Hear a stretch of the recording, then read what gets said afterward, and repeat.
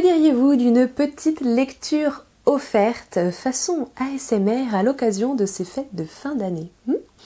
Je vous propose de découvrir La Nuit de Noël, grand classique de Maupassant, assez drôle. En tout cas, moi je trouve, vous me donnerez votre avis en commentaire, vous me direz si vous avez apprécié, si on recommence ou pas. Pour vous situer, le narrateur s'appelle Henri Templier et il explique pourquoi jamais au plus jamais il ne réveillonnera.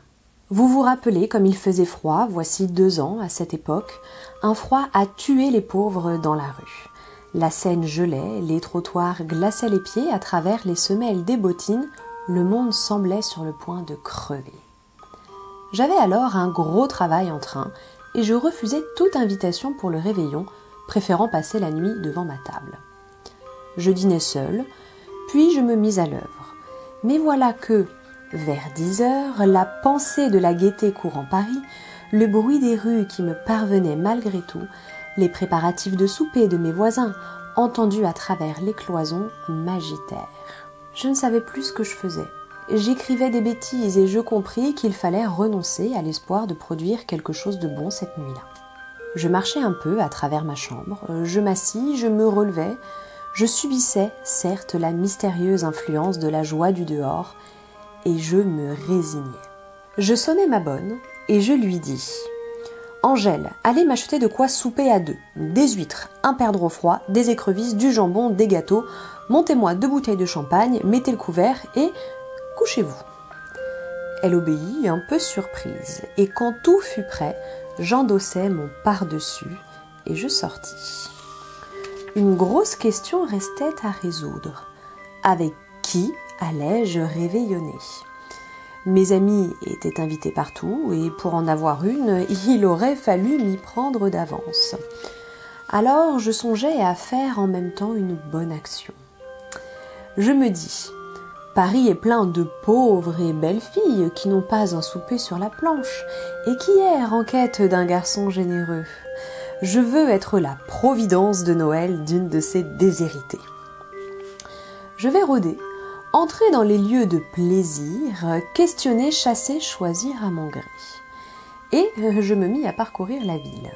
Certes, je rencontrais beaucoup de pauvres filles cherchant aventure, mais elles étaient laides à donner une indigestion ou maigres à geler sur pied si elles s'étaient arrêtées. J'ai un faible, vous le savez. J'aime les femmes nourries. Plus elles sont en chair, plus je les préfère. Une colosse me fait perdre la raison. Soudain, en face du théâtre des variétés, j'aperçus un profil à mon gré.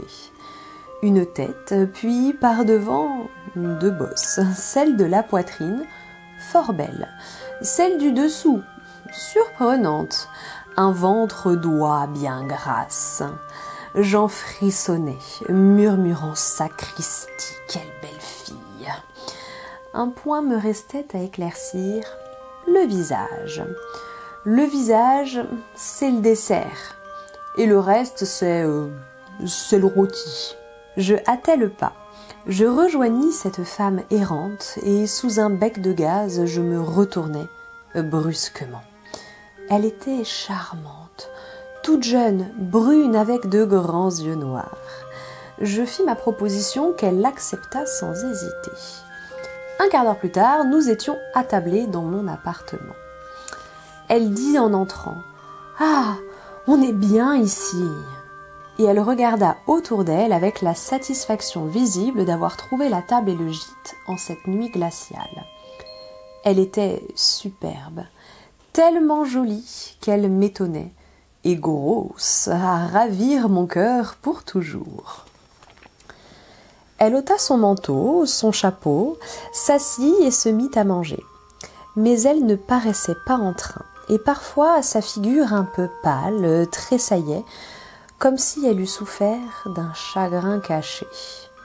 Je lui demandai « Tu as des embêtements ?» Elle répondit « Bah, oublions tout !» Et elle se mit à boire. Elle vidait d'un trait tout son verre de champagne, le remplissait et le revidait encore sans cesse. Bientôt, un peu de rougeur lui vint aux joues et elle commença à rire. Moi, je l'adorais déjà, l'embrassant à pleine bouche, découvrant qu'elle n'était ni bête, ni commune, ni grossière, comme les autres filles du trottoir. Je lui demandai des détails sur sa vie et elle répondit « Mon petit, cela ne te regarde pas. » Hélas, hélas, 1 heure plus tard, enfin vint le moment de se mettre au lit. Et pendant que j'enlevais la table dressée devant le feu, elle se déshabilla vivement et se glissa sous les couvertures. Mes voisins faisaient un vacarme affreux, riant et chantant comme des fous, et je me disais « J'ai eu rudement raison d'aller chercher cette belle fille, je n'aurais jamais pu travailler. » Un profond gémissement me fit me retourner. Je lui demandai « Qu'as-tu, ma chatte ?» Elle ne répondit pas, mais elle continuait à pousser des soupirs douloureux comme si elle eût souffert horriblement. Et je repris « Est-ce que tu te trouves indisposée ?» Et soudain, elle jeta un cri déchirant. Je me précipitai, une bougie à la main. Son visage était décomposé par la douleur. Elle se tordait les mains, haletante, envoyant du fond de sa gorge ces sortes de gémissements lourds qui semblent des râles et qui font défaillir le cœur. Je demandai, éperdu, « Mais qu'as-tu ? Dis-moi, qu'as-tu » Elle ne répondit pas et se mit à hurler. Tout à coup, les voisins se turent, écoutant ce qui se passait chez moi. Je répétais « Où souffres-tu ? Dis-moi, où souffres-tu » Et elle balbutia « Oh, mon ventre, mon ventre !» D'un seul coup, je relevai la couverture et j'aperçus. Elle accouchait, mes amis. Alors je perdis la tête, je me précipitai sur le mur et je heurtai à coups de poing de toute ma force en vociférant « Au secours, au secours !»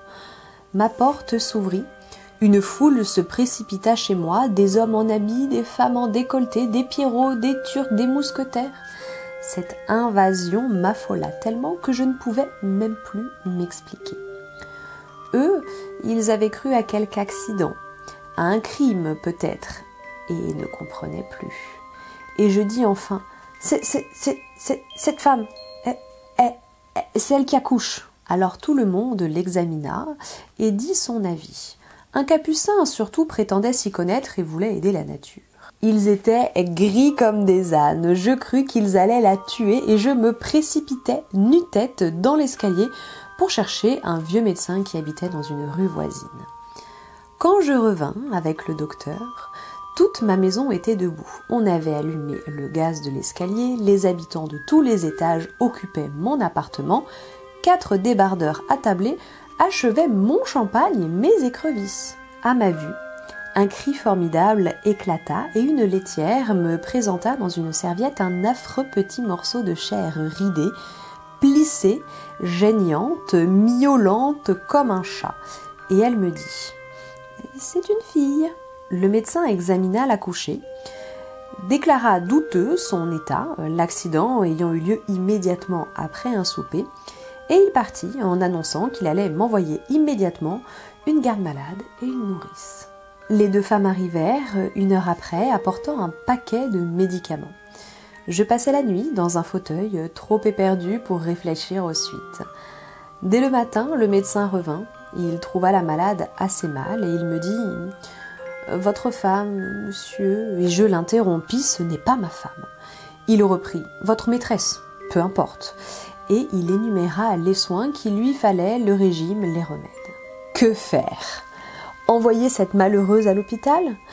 J'aurais passé pour un manant dans toute la maison et dans tout le quartier. Je la gardai. Elle resta dans mon lit 6 semaines. Et l'enfant ? Je l'envoyais chez des paysans de Poissy. Il me coûte encore 50 francs par mois. Ayant payé dans le début, me voici forcée de payer jusqu'à ma mort. Et plus tard, il me croira son père. Mais, pour comble de malheur, quand la fille a été guérie, elle m'aimait. Elle m'aimait éperdument, la gueuse. Et elle était devenue maigre comme un chat de gouttière. Je l'ai flanquée dehors, cette carcasse, qui me guette encore dans la rue, se cache pour me voir passer, m'arrête le soir quand je sors pour me baiser la main, m'embête enfin à me rendre fou. Et voilà pourquoi je ne réveillonnerai plus jamais.